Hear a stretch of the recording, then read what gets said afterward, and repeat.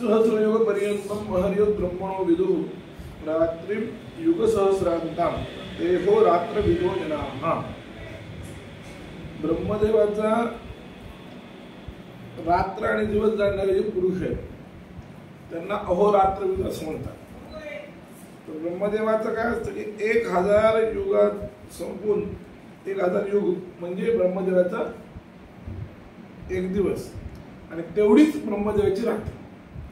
हे दोन्ही ज्याला कळतं त्याचा कोण आहे तर असा फक्त चिरंजीव ब्रह्मवेत्ता असतो असं त्यांनी सांगितलं. ते हो रात्र विदोजना म्हणजे काय सांगतात ते जे चौकडी या सहस्र जाये ते ठाये ठाव मिळूची होली आणि त्याचे सहस्रेवरी बाह्य रात्री येतं.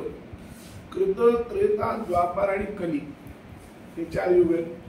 त्यातलं कृतयुग म्हणजे सत्ययुग, त्रेतायुग, द्वापार. या कृतयुगाचे 12 लाख वर्ष तर आहेत, वर काही अजून आहेत वर्ष. त्याच्यानंतर त्रेताचे 8 लाख वर्ष, द्वापाराचे कृताचे 16, त्रेताचे 12, कृताचे 16, त्रेताचे 12, द्वापाराचे 8 आणि कलीचे 4 लाख. हे मी स्थूल मानाने सांगतो, वरचे वर्ष बरेच आहेत, वरवरचे सोडून द्या, साधारणपणे स्थूल मानाने. तर एवढे वर्ष एकदा झाले की एक चौकडी संपली. अशी 1000 चौकडी ज्यावेळेस होते, 1000 वेळा अशी सगळी होती, तेव्हा ब्रह्मदेवाचा एक दिवस होतो. ब्रह्मदेवाचा एक दिवस हा इतक्या लांब आहे आणि मग 1000 चौकड्यांची तेवढ्याच 1000 चौकड्यांची ब्रह्मदेवाची पुराण होते, रात्र होते, तेव्हा प्रलय असतो. त्या काळात प्रलय असतो. म्हणून जे चौकड्या सहस्र जाय, चौकड्या म्हणजे 4 युगांची एक चौकडी, अशा 1000 चौकड्या गेल्या तर ठाये ठाव मिळूची आणि त्याचे सहस्रे बाहेर रात्री येतं. तेव्हा कुठं याचं रात्र होते म्हणाले. एवढे अहोरात्र जेतीचे तेने न लोटते जे भाग्याचे देखते ते स्वामीचे चिरंजीव.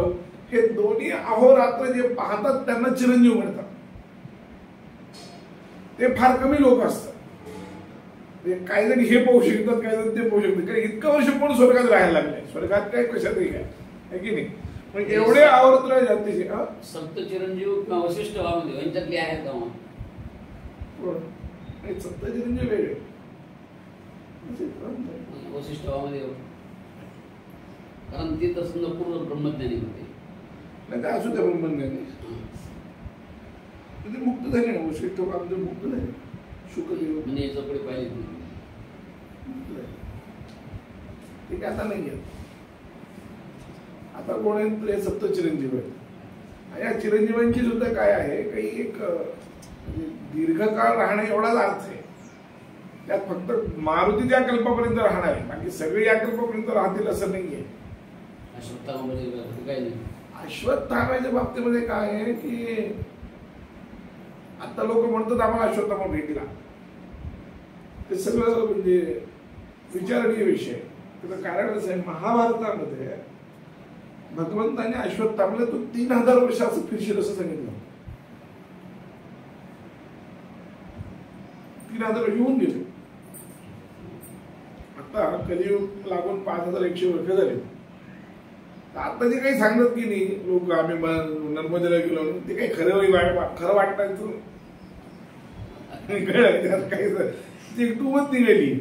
जे नर्मदेला गेले तेव्हा आम्ही अश्वत्थामा पाहिलं म्हणून कळलं. असं नाहीये. बली पुढला इंद्र आहे ना, तो खाली राहतो, तो पाताळ आहे, तो कुठं वर आहे. वर कोण कोण आहे? व्यास आहे आणि वर आहे. विभीषण हे खाली आहे. हे जे रामेश्वरम आहे की नाही, हे रामेश्वर वरचं रामेश्वर हे फार तुमच्या स्थूल दिसते. रामेश्वर 3 आहे. एक सेतूच्या आरंभी, सेतूच्या मध्यात आणि सेतूच्या अंती आहे. हे अलीकडे जे आहे ते तुमच्या आमच्यासाठी आहे. पण मुख्य या रामेश्वरांची आतले जे सेतूच्या खाली मध्ये आणि अंत याची पूजा व्यवस्था करण्यासाठी विभीषण आहे. अलग त्यामुळे तो तिथं असतो. पण तो वर कशाला येईल? म्हणजे बलीचं आहे कृपा परशुराम. कृपाचार्य आणि परशुराम पण परशुरामांचं काय झालं की परशुरामांचा अवतार कार्य संपल्यामुळे परशुराम हे करत नाही, ते एका ठिकाणी बसवलं. कृपाचार्य पण काय, कृपाचार्याचा उपयोग काय अशी स्थिती आहे. हनुमानच एकमेव आहे की तो सगळ्यांच्या उपयोगाचा आहे, चिरंजीवा. माझं म्हणून हे चौकडी सांगितले की मला पूर्ण ज्ञानी जे आहे आपण असले यामध्ये फक्त मारुतीच राहील. मारुती वेदव्यासीत राहते, परशुराम हे ते रात्र विदोजना. ते काय म्हणतात बघा ना, एरा सोडगांची नवाई विशेष जाणे काही मुदला इंद्रजित दशा पाहिजे 14 देहाचे 14. म्हणजे सुरगणांचं सुद्धा काय कौतुक सांगायचं म्हणले. सुरगणांचं म्हणजे देवांचं काय कौतुक सांग, कारण ब्रह्मदेवाचे 14 म्हणजे 1000 दिवस होईपर्यंत 1000 चौकड्या होईपर्यंत 14 इंद्रच बदललेले असतील. इंद्र 14 बदलून गेलेले असतील. इंद्रानं सुद्धा पूर्ण पाहिलेलं नाही, लक्षात ठेवा. परी ब्रह्माची आई 8 प्राराते आपल्या डोळा देखते जे आधी जाते अहोरात्र मध्ये मणिपे. पण ब्रह्मदेवाचे अहोरात्र जे पाहतात आपल्याला घेणं, सप्तऋषी तसे आहेत. जे गोत्रप्रवर्तक ऋषी आहेत तर तुमची वसिष्ठ येते, वामदेव येणार नाही पण वसिष्ठ येते. ते मात्र ध्यानस्थ बसलेले असतात आणि ते मात्र हे झालं की एकच. देवी सृष्टी निर्माण होत असताना ते पुन्हा त्या बीजांचं आरोपण करतात. पहिल्या सृष्टीतले सगळे बीज घेतात ते नवीन सृष्टी. अनेक गोत्र असताना 7च का घेतले? हे पहिले मुख्य आहे, नंतर मग वाढत गेले नंतरचे लोक. मुख्य प्रवर्तक सर्वोत्र प्रवर्तक जे हे 7 आहेत. पूजे सुद्धा तसे सप्तऋषी. तर्पणामध्ये जे आहेत ते वेगळे आहेत. तर्पणामध्ये जे घेतले ते ऋग्वेदाचे जे 10 मंडल करणारे त्यांचंच नाव आहेत, अलग अलग दृष्टी आहे. नाही ते पैंगमा म्हणजे ते सूत्राकार वगैरे. ऋषी तर्पणामध्ये पैंगे ऋषी तर्पणा देत नाही, देवामध्ये ते पितृतर्पणा देतात. औदवाही, मोहदवाही, पैंग्य, ऐतरेय, माहेत्रेय, सुजातवक्त्र, सौजामीन, हे सगळे जे नाव आहेत ना, हे सगळे सूत्रकार वगैरे म्हणून हे सगळे पितृतर्पण आहेत. आचार्य हे जानंदी, बाहवी, गार्गी, गौतम, शाकल्य, पाभ्रव्य, मांडव्य, मांडुकीय, हे सगळे आचार्य याच्यामध्ये. हे ऋषी जरी असले तरी मंत्रद्रष्टे ऋषी नाहीये, ऋषी तर्पण त्यांना घेतलं नाही. एवढं व्यासांना सुद्धा ऋषी तर्पणात स्थान नाही. व्यास सुद्धा आचार्य तर्पणात देतात. काय हे सुरुवातीची आहे सूत्र भाष्य धर्माचार्य असतो, सूत्रकार म्हणून वेदव्यास आहे. वेदव्यास सुद्धा मंत्रद्रष्टे नाही आहे. हा वेदव्यास म्हणून वेदव्यासांचे काय बोलले त्यांनी, मुनीनामप्यहं व्यासः. मी मागे पण एकदा सांगितलं होतं हा विषय की वेदव्यास हे मुनी आहेत, ऋषी नाही. ऋषी आणि मुनीमध्ये फरक काय आहे तर ऋषी दर्शनात ज्याला मंत्रद्रष्टृत्व आहे तो ऋषी, ज्यांना मंत्रांचा साक्षात्कार झालाय तो ऋषी. आणि जे बाकीचं तत्वज्ञान वगैरे निर्माण करून हे करून तपाना वगैरे जे झाले ते मुनी, तो मुनी. मननात मुनी, दर्शनात ऋषी. कळलं? मग आचार्य द्रोणाचार्य, कृपाचार्य, द्रोणाचार्य तर तसं ऋषी आणि मुनी कशातच म्हणत नाही. अध्यापक आहेत ते सामान्य नाम म्हण द्रोणाचार्य. आपल्यापेक्षा श्रेष्ठ होते तो भाग सोडून द्या. माझा प्रश्न तसा नाही, ऋषी, मुनी आणि आचार्य याच्यात काय फरक आहे? आचार्य शब्दाचा अर्थ असा आहे आचिनोदिती शास्त्रार्थम आचार्य स्थापयत्यपि स्वयंच वर्तते असतो स आचार्य उच्यते. असं आहे, जेव्हा शास्त्रार्थ समजून घेतो आणि ते समजून घेऊन ते शास्त्रार्थाचं आचरणामध्ये भाग आणतो तो आचार्य. द्रोणाचार्य, कृपाचार्य हे आचार्य नाही. कृपाचार्यांना मागचा जन्मात एक विशेष पुण्य होतं म्हणून ते हे झाले, काय म्हणतात त्याला, हा. पण द्रोणाचार्य आणि कृपाचार्य धृतकाध्यापक वृत्तकाध्यापक म्हणजे पैसे करून नोकरी, तुम्ही जशी नोकरी करता तसे आजचं शिक्षकांनी एकसारखे, त्यात काही विषय आहे म्हणजे सर्व विद्यासंपन्न होते. हा ठीक आहे, विद्यासंपन्न असलं तरी काय उपयोग आहे? उपयोग काय, उपयोग काय? हे ऋषी नाही येत ते, मला काय सांगायचं. शंकराचार्य आचार्य आहेत, शंकराचार्य मध्वाचार्य आहेत, या लोकांनी जसे संप्रदायाची स्थापना केली, शास्त्रार्थ केला, काही ग्रंथ लिहिले, तसं द्रोणाचार्यांनी काय केलं? द्रोणाचार्य म्हणजे महाभारत काळामध्ये ब्राह्मणांचा अधःपाताचं ते चित्र आहे. कळलं का? जे ब्राह्मणांचा अधःपात जो झाला त्याचं प्रतीकच द्रोणाचार्य. हे लक्षात घ्या. कारण द्रोणाचार्याचे फार मोठे नाही, हा आपल्यापेक्षा निश्चित श्रेष्ठ, त्यात काही संशय नाहीये. या लोकांच्या दृष्टीने बोलायलो आपण काहीच नाही, त्यांच्या पुढे ते सोडून द्या. मला वाटतं पण तपाचा वगैरे विचार करता हे लोक जास्त तपस. द्रोणाचार्यापेक्षा शुक्राचार्यांनी जास्त केलं. काय अधःपतन विद्येचं नाही. शुक्राचार्यांना आणि बृहस्पतीला तर देवाचं कुलगुरुत्व बृहस्पतीला आणि दैत्याचं गुरुत्व शुक्राचार्याने दिलं. शुक्राचार्य द्रोणाचार्यासारखे वृत्तकाध्यापक नाहीये, ते कुलगुरू आहे. याला गरज पडली तर तो ह्याच्या आश्रमात येत होता.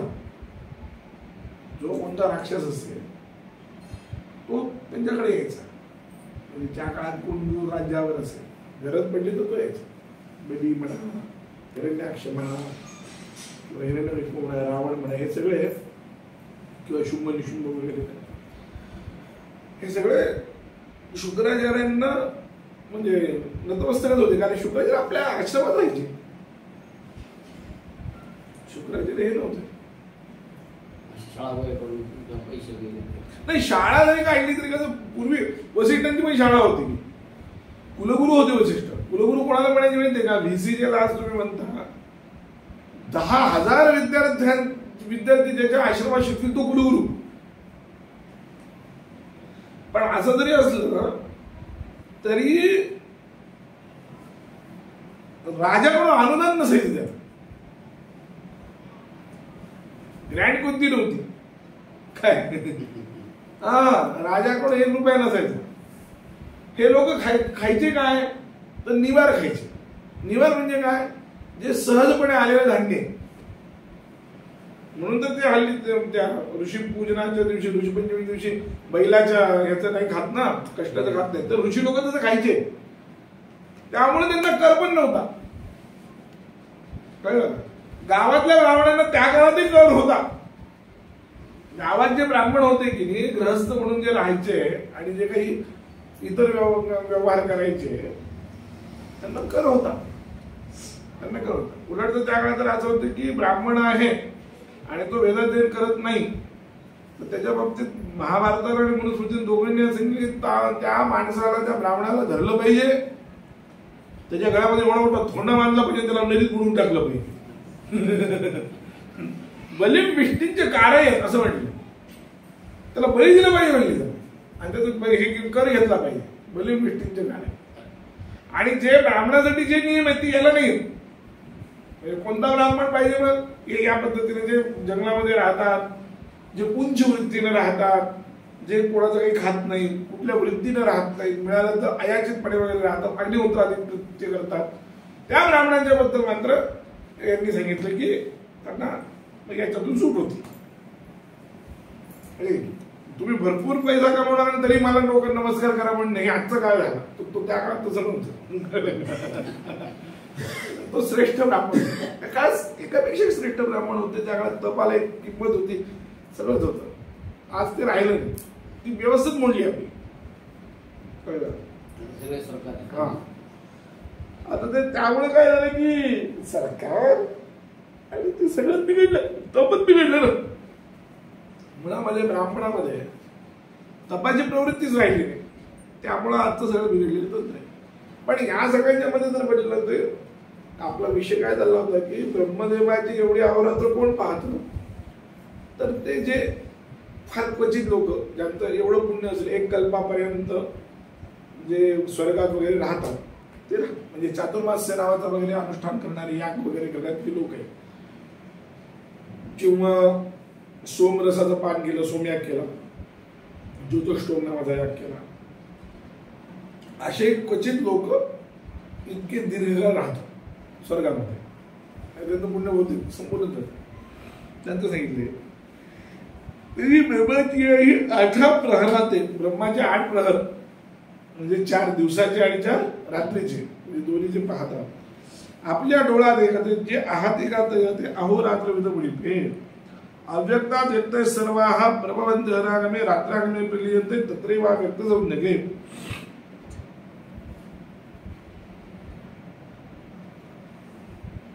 अव्यक्तात व्यक्त सर्व हा प्रभवंती अहरागमे म्हणजे ब्रह्मदेवाचा दिवस उगवला. म्हणजे दिवस, आगमे दिवसाचं आगमन झालं म्हणजे काय होतं म्हणाले की ब्रह्मदेवाच्या सुषुप्ती अवस्थेत असलेली जी सर्व सृष्टी आहे, ही जी सगळी सृष्टी आहे प्रलय काळामध्ये कुठं असते ती ब्रह्मदेवामध्ये लीन, अव्यक्तामध्ये लीन असते. अव्यक्त म्हणजे माया, कळलं का, अज्ञान अव्यक्त, त्याच्यामध्ये सगळी लीन असते. ते तत्रैव अव्यक्त समजणे रात्रागमे प्रलीयन्ते तत्रैव अव्यक्त समजणे.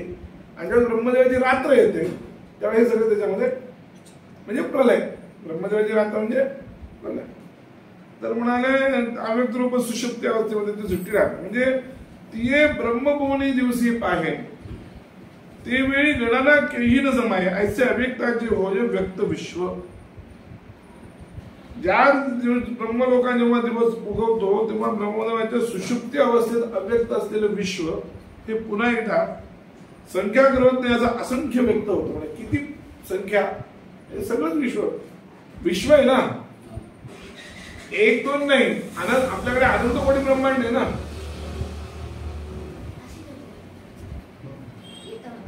अनंत कोटी ब्रह्मांड आहे ना आपल्याकडे. अनंत कोटी ब्रह्मांड म्हणजे अनंत तरी 3.5 कोटी ब्रह्मांड आहेत आपल्याकडे. किती ब्रह्मांड? 3.5 कोटी. का? कारण ओंकाराच्या मात्रात 3.5 आहेत. अ उ म आणि अर्धमात्रा म्हणून ते 3.5 मात्रा. म्हणून त्या ओंकारावर संपूर्ण विश्व आहे. ऋचो अक्षरे परमे व्योमन यस्मिन् देवा अधिविश्वे निखेतुः. है की नाही? ऋचो अक्षरे परमे व्योमन यस्मिन् देवा अधिविश्वे निखेतुः हा मंत्र आहे. याचा अर्थ काय की सगळ्याच्या सगळ्या ऋचा एका अक्षरात राहिल्या. वेद म्हणतो त्या एका अक्षरात, कोणत्या? ओम या अक्षरामध्ये, आणि त्याच्यावर सगळे देव राहिले. यस्मिन् देवा अधिविश्वे ऋचो अक्षरे परमे व्योमन यस्मिन् देवा अधिविश्वे निखेतुः यस्तन्न वेद किमुनिचा करिष्य. ज्याला हे ओंकार कळलं नाही तर इतर हजारो वेद मंत्र येऊन काही उपयोग नाही. म्हणून गोपद ब्राह्मणामध्ये ओंकार न कळलेल्या ब्राह्मणाचं पुनरुपायन सांगितलं. त्याला पुन्हा मुंगे गेली पाहिजे, त्याला पुन्हा काहीतरी मंत्राचा उपदेश देऊन त्याला हे केलं पाहिजे नीट. कळलं का? यस्मिन् काय यस्तन्न वेद की वृचा करिष्यति या इत्तद विदुः. जो हे जाणतो ते सगळं जाणतो. तर त्याप्रमाणे अनेक एवढं विश्व जे आहे ते अव्यक्त असलेलं विश्व व्यक्त होतं किंवा ब्रह्मदेवाचा ज्यावेळेस दिवस सुरू होतो. पुढती दिशाची चौपाहारी फिटे आणि हा आकार समुद्राटे पाठी दिसती मग पहाटे भागे लेणे. मग दिवसाचे 4 प्रहर लोटलेली सृष्टीचा व्यक्त होतो. आकार समुद्र स्पष्ट होतो. जसं काही पहाट झाली म्हणजे पुन्हा पूर्वीप्रमाणे जसं सगळं दिसायला लागतं की नाही, तसं त्यावेळेस ते व्हायला लागतं. म्हणजे आता आपली रात्र झाल्यानंतर सगळे उठल्यानंतर आपल्याला जसं सगळं दिसतं तसं ते त्यावेळेस दिसायला लागतं म्हणाले. मग म्हणाले शारदाची प्रवेशी अब्रेज रीती आकाशी, मग ग्रीष्मांती तशी निरती पुढती, मग शरद ऋतूचा प्रवेश होतो वगैरे वगैरे वगैरे वर्णन केलं. तशी ब्रह्मदिनाची यादी बुधसृष्टी जीवांनी मिळे जेव्हा सहस्रावधी निमित्त पुरे. आणि ब्रह्मदेवाच्या आधी काय होतं, हा आरंभी बुधसृष्टीचा हा सगळा बदल हजार चौकड्याचा काल हे निमित्त होईपर्यंत दिसू लागतो. एकंदरीत तेच वर्णन वेगळ्या शब्दात केलेलं आहे. पाठी रात्रीचा अवसरू होईल. आता याच्यानंतर पुन्हा रात्रीचा अवसर म्हणजे प्रलयाचा अवसर म्हणजे महाप्रलय. काय पाठी रात्रीचा अवसर होईल आणि विश्व अव्यक्ती लयात आहे तेही युग सहस्र मोडकामाने आणि तैसे ती रचे. त्या अव्यक्तामध्ये जे लीन होतं ते सुद्धा 1000 वर्ष चौकडी 1000 चौकडी होईल इतका काळ दीर्घ काळ तो महाप्रलय राहतो. तो तसंच राहतो. हे सांगावं काय उपत्ती जे जगाचा प्रणवाने समुदी हे ब्रह्ममुनी जे होती अवरात्रा माझी कैसे दुर्वीची मान पाय पाहतो सृष्टीबीजाचा सडो वापरी पुनरावृत्तीचा वापा शीघ झाला. हे सगळं सांगण्याची उपपत्ती म्हणजे कारण काय हे कशामुळे सांगितलं तर ब्रह्मदेवाच्या अवरात्रामध्ये जगाची उत्पत्ती आणि लय होता हे जरी खरं असलं पण ब्रह्मलोकाची एवढी महती आहे ते सगळ्या बीजाचं साठवणे वगैरे वगैरे सांगण्यासाठी केलं तरी ते सुद्धा पुन्हा फिरतं हे महत्वाचं आहे.